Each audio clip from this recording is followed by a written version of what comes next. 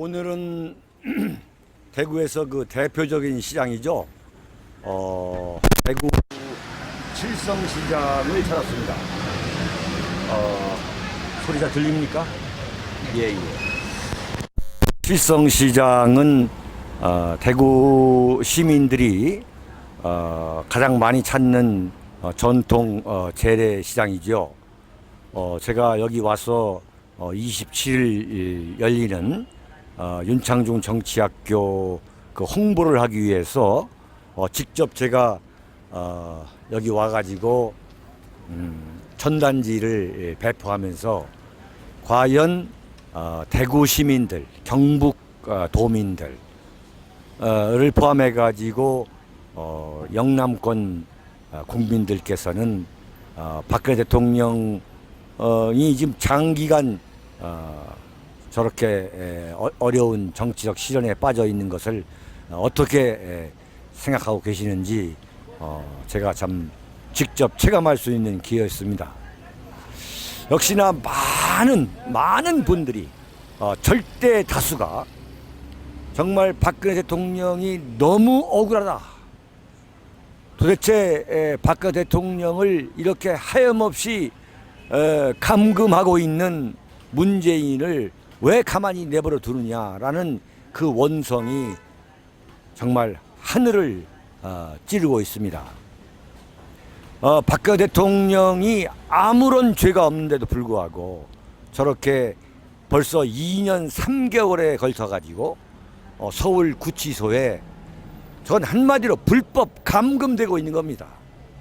민주주의란 이름으로 일구의 대통령이 2년 4개월 동안 대한민국 이 사법부가 33년이라는 사실상 그 중형, 사실상 그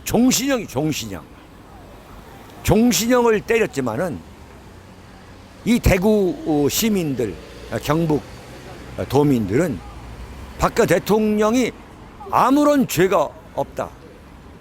그럼에도 불구하고 대한민국 이 나팔수 문재인 언론과 당시 부산의 김무성, 대구의 유승민과 같은 새누리당 62명의 배신자들에 의해서 억울하게 탄핵을 당했다.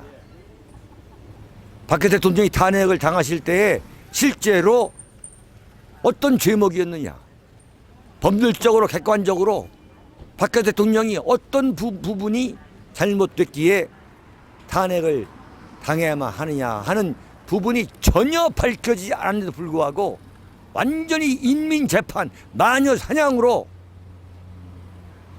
여성 대통령 박근혜 대통령을 탄핵시키고 헌법재판소장 겸임 이 대행을 하고 있던 이정민은 박근혜 대통령이 헌법을 수호할 의지가 없다는 터무맹랑한 궤변을 만들어가지고 전원일치 파면을 시키는 정말 웃기지도 않는, 코미디보다 더 웃기지 않는 그러한 만행이 빚어졌던 겁니다. 이것을 대구 시민들, 경북 도민들, 경상도 국민들이 다 알고 있습니다. 그러나 대한민국 이 경상도 언론들, 경상도 국회의원들, 자유한국당 국회의원들이 박근혜 대통령 탄핵에 앞장섰던 장본인들이기 때문에 지금 대구 시민들의 이 정말 이 민심을 전혀 반영하지 않고 있는 겁니다. 언론은 언론대로 박근혜 대통령 탄핵에 앞장섰기 때문에 민심이 박근혜 대통령에 대해서 가슴이 찢어지는 분노를 느끼고 있다는 것을 지금 전하지 않고 있고, 대구 출신 유승민, 주호영 뭐 할 거 없이 거의 90% 이상이 박근혜 대통령 탄핵에 앞장서지 않았습니까? 경북 자유한국당 국회의원들은 말할 거 없고, 부산 경남의 자유한국당 국회의원들은 경상도 국민들이 국회의원을 만들어주니까 자기네들이 만든 그 대통령을 탄핵하는데 앞장섰어. 그럼에도 불구하고 지금 그들이 다시 뻔뻔하게 나와가지고 내년 4월 총선에 나오겠다고 지금 설치되고 있는 거 아니겠습니까? 만약에 그들이 다시 나온다면, 그런 세상이 된다면 박근혜 대통령은 정말 감옥에서 최악의 경우 어떤 불행한 사태를 맞게 될지도 모르는 그런 상황이 되지 않겠습니까? 많은 지금 대구 시민들이 지나가면서 이 자동차를 타고서 크락션을 누르고 저한테 화이팅이라고 소리, 예? 그 함성을 지르시고 저한테 엄청난 지금 환호를 해주고 계십니다. 대구에 제가 아내와 함께 완전히 주민등록을 다 옮겼고 저의 활동 무대와 저의 생활 근거지를 대구로 완전히 이전했다고 하니까 지금 대환호가 터지고 있습니다. 정말 잘한 것이다.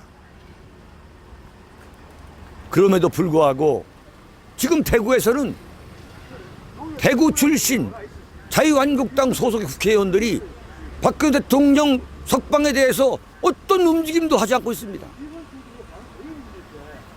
이런 정치인들을 가만히 둬야 되겠습니까? 마찬가지로 부산, 경남 박근혜 대통령 탄핵에 앞장서고 박근혜 대통령이 지금 구속당해서 이런, 예?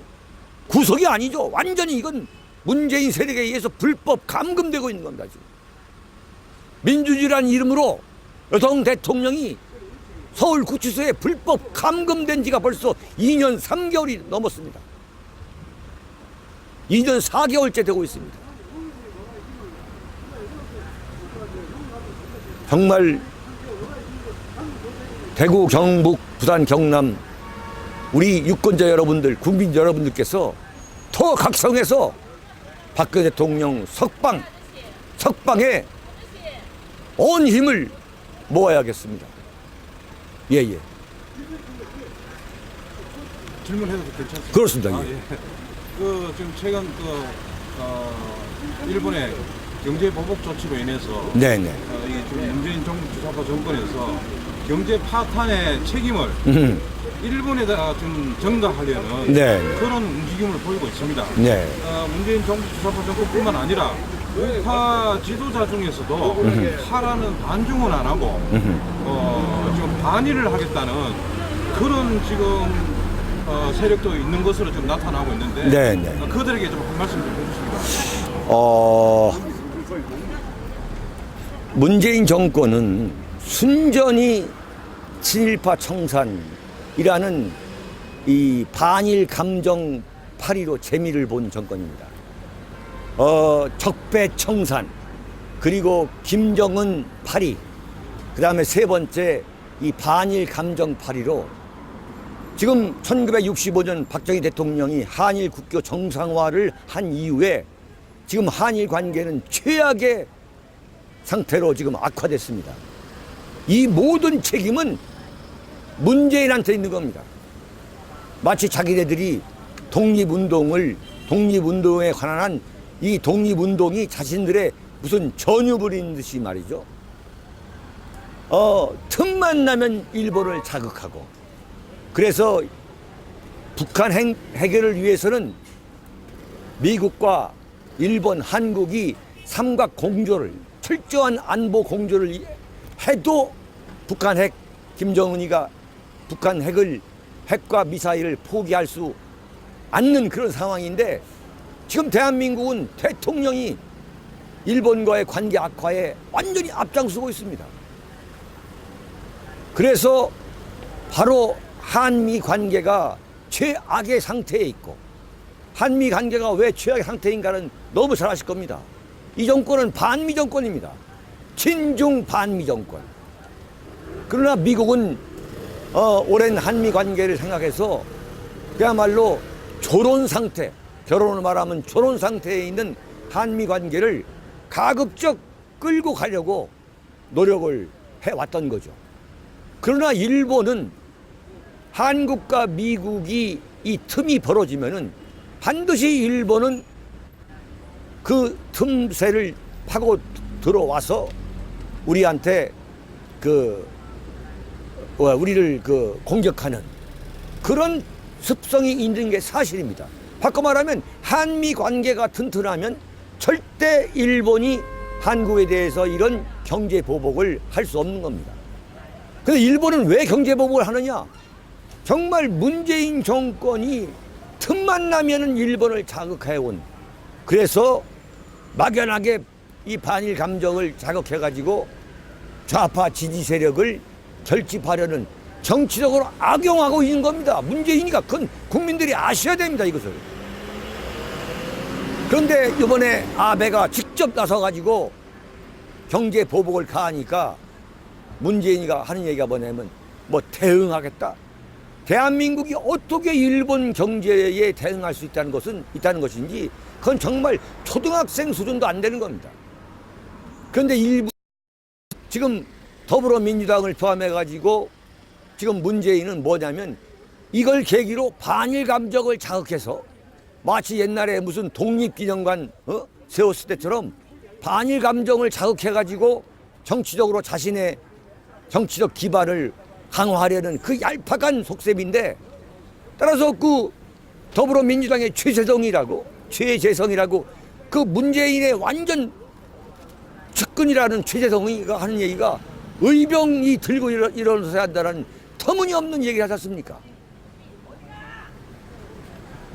한일 관계, 한미 관계, 한미일 삼각관계가 이 똘똘 뭉쳐야만 북한과 중국과 러시아에 대항할 수 있는 이 시스템인데 이걸 깨버리는 게 바로 문재인 아닙니까? 그런데 거기에 대해서 의병 활동을 해야 된다. 그리고 또 박범계 같은 그러한 사람은 대한민국에는 일본을 평균 수준 이상으로 좋아하는 세력이 많다. 이런 황당무계하게 반일 감정을 자극해가지고 한번 해보려고 지금 하고 있는 거 아니겠습니까? 막연하게 일본을 공격하면 그건 애국자다. 그런 앞뒤 모르는 터무니없는 반일 감정의 시대는 이미 끝났습니다. 분명히 알아야 됩니다. 이 일본과 한일 관계라는 것은 그야말로 한일 이 설린 관계가 돼야 되고, 그래야만 한미 관계가 한미일 삼각관계가 관계 속에서 우리가 안보를 지켜낼 수 있는 거고 경제를 지켜낼 수 있는 거죠. 그런데 이 그야말로 하룻강아지 범무서운지 모른다고 무슨 일본산 맥주를 마시지 말자 하는 그런 식의 일제 물건을 사지 말자 하는 그러한 유치한 방법으로 지금 대한민국이 일본을 대응할 수 있다? 이건 말이 안 되는 거예요. 정치인들이 그런 막연한 반일 감정에 영합하는 것은 이건 정말 우리 대한민국의 자살행위입니다. 자살행위예요. 전 세계 국제 무대를 상대로 예컨대 일본 편이냐 대한민국 편이냐 물어봤을 때 압도적으로 전 세계 국가들은 일본 편을 아직도 들고 있는 게 그게 국제 정치의 현실입니다. 그런데 마치 국민들을 우물한 개구리처럼 만들어가지고 무슨 독립운동 하듯이 말이지, 일본에 욕하고 이러면은 그게 아주 대단한 대통령인 것처럼, 대단한 정치하는 것처럼 한다면 이건 완전히 이건 자살행위입니다. 다시는 그런 터무니없는 맹목적인 반일 감정으로 무슨 지지 얻어보겠다는 그런 것은 당장 그만둬야 됩니다. 예. 과거에 일본 친일 잔재를 청산하겠다고 네. 김영삼이가 예. 그렇게 시도했다가 결국은 경제 보복에 이어서 IMF까지 불러왔지 않습니까? 물론이죠. 네. 그런데 지금 이 문재인 정권에서 하는 이 지금 반일에 대해서 우려를 많이 하고 있는 김영삼 정권의 네. 재탕을 또 불러오는 거 아닌가. 네. 상당한 우려를 하고 있습니다. 예. 더 나아가서 군사적으로도 일본군이 이 한반도에 진주할 수 있는 빌미를 만들어주는 네. 역할을 이 지금 문재인 정국 주사파 정권 그야말로 토착 외국 세력들로 네. 인해서 네. 그런 역사가 반복이 될 수 있다고 말들 하는데 네. 그 부분에 대해서 물론이죠. 저는 김영삼 정권 때 제가 청와대 출입기자였습니다. 정치부장했고 지금 문재인은 그 과거 대한민국을 IMF라는 엄청난 6.25 이후 최악의 국가 재앙에 빠뜨렸던 김영삼 정권의 전철을 그대로 받고 있습니다. 지금 최근 보도된 게 뭐냐면 지금 대한민국에 주둔하고 있는 유엔사에 일본 자위대를 참가시켜가지고 일본 자위대가 한반도 유사시에 개입한다는 거 아닙니까? 바꿔 말하면 북한이 대한민국을 공격할 경우에 주한미군이 아니라 일본 자위대가 대신 주한미군 역할을 하도록 그 구조로 흘러가고 있는 거예요. 왜 그러냐? 문재인이가 전시작전권을 달라. 그러면 지금 전시작전권을 가져오고 그 다음에 한미연합훈련을 완전 중단하게 되면 주한미군에 이 주둔할 존재 이유가 없는 거죠. 그러면 당장 지금 이제 주한미군을 떠나갑니다. 근데 미국으로서는 한반도에서 주한미군을 철수할 경우에 바로 일본이 이 중국과 이 북한과 러시아의 공격 권한에 들어오기 때문에 미국으로서는 포기할 수 없는 겁니다. 따라서 어떻게 하느냐? 유엔사가 지금 뭘로 바뀌게 돼 있냐면 미래연합사라는 허울 좋은 그러한 그 단체로 바뀌게 돼 있습니다. 한미연합사가 사실은 유엔사인데 그런데 이 유엔사 그 한미연합사의 사령관을 한국군을 할 경우에 결국은 주한미군은 철수하라는 이야기고 주한미군을 철수하게 될 겁니다. 그러면 주한미군이 철수한 그 공간을 결국은 뭐냐? 그 일본 자위대가 메꾸는 거. 그것을 일본은 바라고 있고 일본은 그러니까 한반도에서 주한미군이 철수할 경우에 일본으로서는 엄청난 안보 위협을 느낄 수밖에 없는 거 아니겠어요? 지리적으로 바로 그냥 현해탄 만약에 대한민국이 공산화가 되면 그냥 현해탄 넘어서 공산국가에 있기 때문에 일본으로서는 엄청난 안보 위협을 느끼는 거죠. 그러니까 일본으로서는 계속 미국한테 한반도에 유사시 자위대가 파견 나갈 수 있도록 해달라. 끈질기게 이제 몇십 년을 주장하고 있는 거란 말이죠. 일본으로서는 항상 대한민국의 좌파 정권, 김대중 정권, 노무현 정권, 그 전에 김영삼 정권이 들어왔을 때부터 이건 공산화가 임박하다고 늘 참 조조해왔던 건데 그때부터 일본이 미국에 주장하는 게 뭐냐면 일본 자위대가 한반도 유사시 파병할 수 있도록 해달라. 그게 소위 말하는 평화헌법을 보통헌법으로 바꾼다는 겁니다. 일본이 파병할 수 있도록 해달라. 그러면 지금 생각해 보세요. 유엔사에 전시작전은 이제 문재인이가 가져온다면 지금 가져올 겁니다. 가져오면은 주한미군이 필요 없는 거예요. 그럼 유엔사는 해체가 되는 거예요. 그럼 유엔사는 어떤 명분이 되냐면 여기까지 주한미군이 지금 28,000명이 있는데 한 100명이나 200명 정도 주둔하는 겁니다. 평화유지군처럼 우리 왜 그 이라크에 보냈던 그 평화유지군처럼 말이죠. 그러나 그 공간을 지금 빈 공간을 일본이 들어오겠다는 거예요.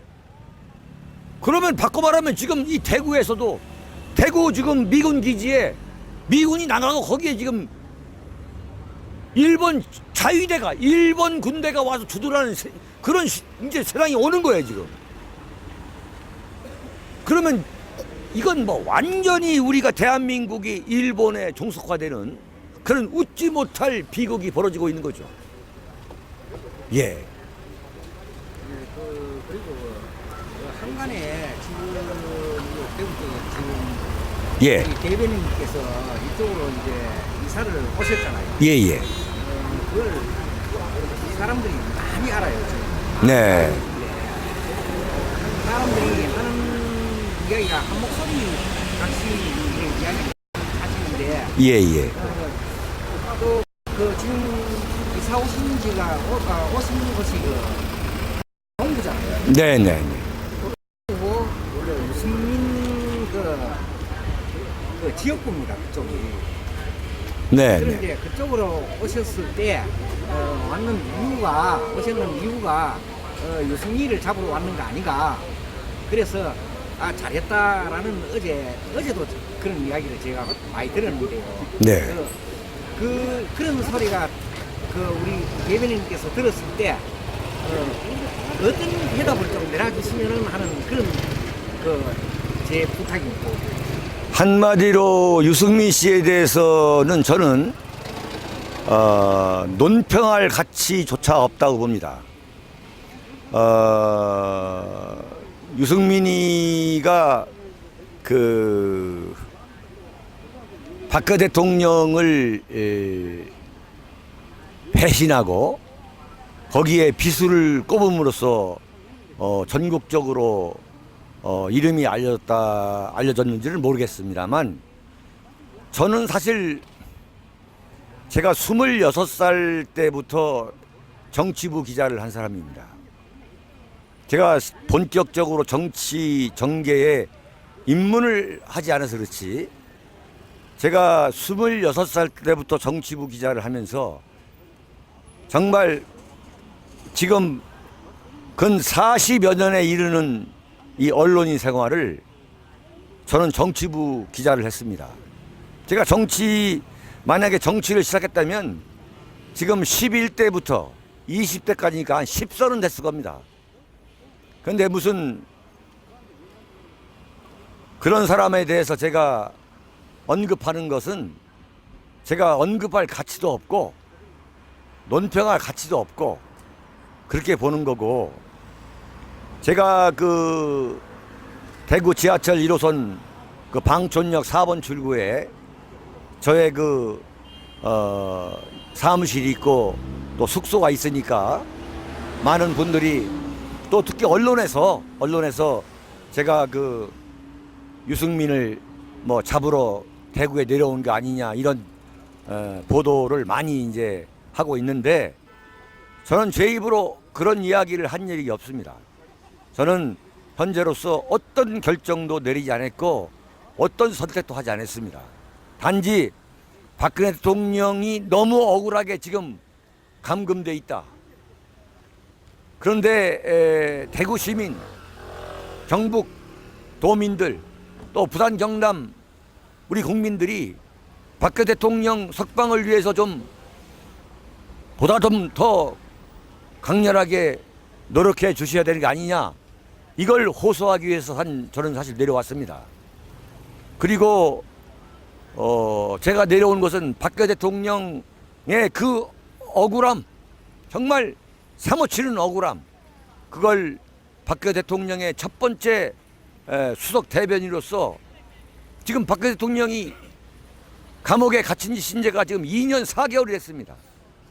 2년 4개월 동안 이렇게 불법 감금되어 있는 그런 나라가 전 세계에서 나라다운 나라에 없습니다. 두 번째는 박근혜 대통령 탄핵에 앞장서고 저 전라도의 박지원, 문재인, 안철수 세력과 영합해가지고 박근혜 대통령을 오늘날 이 지역에 만든 그 대구, 경북, 부산, 경남의 그 배신자들이 단 한 명도 예외 없이 지금 다시 내년 총선에 나오겠다고 하고 있습니다. 그들이 대구, 경북, 부산, 경남 거리를 활보하는 세상이 지금 되고 있습니다. 이게 말이나 되는 얘기입니까? 어떻게 자기 지역에서 만든 대통령을 어떻게 자기들이 이걸 탄핵할 수가 있겠습니까? 만약에 광주, 전남, 전라북도, 이 호남, 전라도에서 김대중 씨가 자기 아는 사람하고 예컨대 국정에 관해서 상의를 했다고 그래가지고 임기가 1년도 안 남았는데 탄핵시키는데 전라도 국회의원들, 광주 국회의원들이 앞장서겠습니까? 상상도 할 수 없는 일이죠. 이 상상도 할 수 없는 일이 지금 벌어졌는데 그때 앞장섰던 김무성, 유승민, 뭐 주호영, 뭐 이런 뭐 경상도 국회의원들은 지금 이 거리를 활보하고 있습니다. 만약에 김대중 탄핵을 시키는데 광주, 전라남도, 전라북도 국회의원들이 앞장섰다면 그들 국회의원들은 전라도에 발도 디딜지 못할 겁니다. 이걸 나는 가만히 두고 볼 수 없어가지고 박근혜 대통령의 첫 번째 수석 대변인으로서 나는 모든 걸 다 이전해서 지금 대구에 내려왔습니다.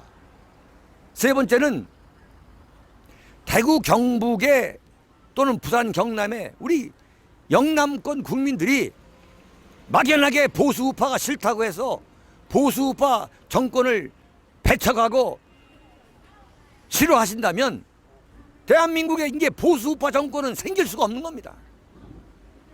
보수우파 정권이 안 생기면 지금 보시다시피 대한민국은 공산화가 되는 겁니다. 지금 아무리 보수우파가 밉다 하더라도 그 보수우파가 밉다고 좌파 세력을 찍어가지고 지금 대한민국이 이렇게 된 거 아닙니까? 일본 자위대가 지금 대한민국을 지키겠다고 하는 이 판이 됐고 일본으로부터 경제 보복을 당하고 있고 한미 연합훈련이라고 70년 동안 이어져 온 훈련이 완전히 중단돼 있고 내일 모레면 주한미군 주둔비를 우리가 왜 대느냐? 군사훈련도 하지 않는데 그러면 트럼프가 주한미군을 철수해갈 겁니다. 그러면 우리는 뭐가 되는 겁니까? 우리는 완전히 김정은의 노예가 되는 겁니다. 그리고 트럼프는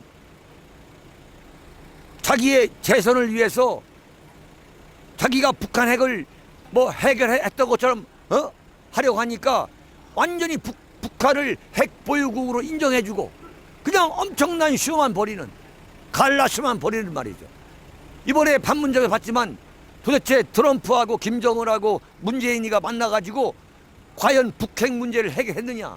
한반도에 무슨 평화를 가져왔습니까?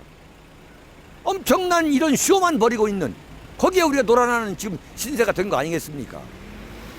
저는 이 세 가지입니다. 첫째는 뭐냐? 박근혜 대통령이 언제까지 이렇게 감금되는 생활을 해야 되느냐? 과연 우리가 이걸 지켜봐야만 되느냐? 그 대한민국이 지금 완전히 이렇게 적화되고 있는데 이걸 우리가 좀 지켜봐야만 되느냐? 지켜보고 있어야만 되느냐 말이야 과연. 그리고 보수우파가 싫다고 그래가지고 이 경상도 주민들이 보수우파 정권을 만들지 않으면 그러면 대한민국은 앞으로 이해찬 말대로 20년, 30년, 50년, 100년 동안 좌파 정권만 되는 것이고 이어지는 것이고 그 이어지는 과정에서 대한민국은 완전히 공산화가 되는 거 아니냐? 그러면 우리의 후손들, 우리의 자식들은 어느 세상에 살아야 되느냐? 이걸 호소하기 위해서 제가 대구로 내려오게 된 겁니다. 무슨 뭐 내가 무슨 유승민을 뭐 잡기 위해서 그건 논평할 가치도 없습니다. 대구 시민들, 경북 도민들, 부산 경남 국민들이 저는 반드시 박근혜 대통령 탄핵에 앞장섰던 사람들을 응징해 줄 거로 저는 확신하고 있습니다. 감사합니다. 예예. 감사합니다. 자, 감사합니다. 다시 또 이런 기회를 갖기로 하고요. 오늘 그 칠성시장에 직접 와보니까 정말 우리 서민들, 대구 시민들이 이렇게 사시는구나 하는 것을 제가 참 뼛속 깊이 느끼게 되는 거고 7월 27일 오후 6시부터 9시까지 3시간 동안 대구 동구 이시아폴리스 내에 섬유박물관 2층에서 윤창중 정치학교 24번째입니다. 제 정치학교 윤창중 정치학교가 24번째고 대구에서만 벌써 제가 3년 동안 3년의 집거 참 죽음보다도 고통스러웠던 집거와 은둔을 마치고 3년 동안 활동하는 동안 제가 대구에만 지금 이번에 6번째 오게 된 겁니다. 6번째 이 토크쇼를 시국 토크쇼를 하게 되었습니다. 스페셜 게스트로는 여러분 잘 아시는 강용석 변호사, 그 다음에 김세희 전 MBC 기자, 그 다음에 보수 우파 스님이신 성호 스님, 또 이봉규 박사, 그 다음에 그날 그 애국가 제창뿐만 아니라 그날 그 성악 공연이 있습니다. 우리 이믹선 바리톤 이 성악가, 대구가 낳은 이믹선 이 교수님이 또 한 곡 뽑으실 겁니다. 무료 입장입니다. 다들 좀 오십시오. 지금 우리 김시숙 TV, 그 다음에 번개시장 TV 보시는 시청자 여러분들 잊지 마시고 친구분 또 지인분들과 함께 27일 오후 6시 이시아폴리스 섬유박물관으로 꼭 오시기 바랍니다. 여러분 대단히 감사합니다. 여기서 마치겠습니다. 고맙습니다. 고맙습니다.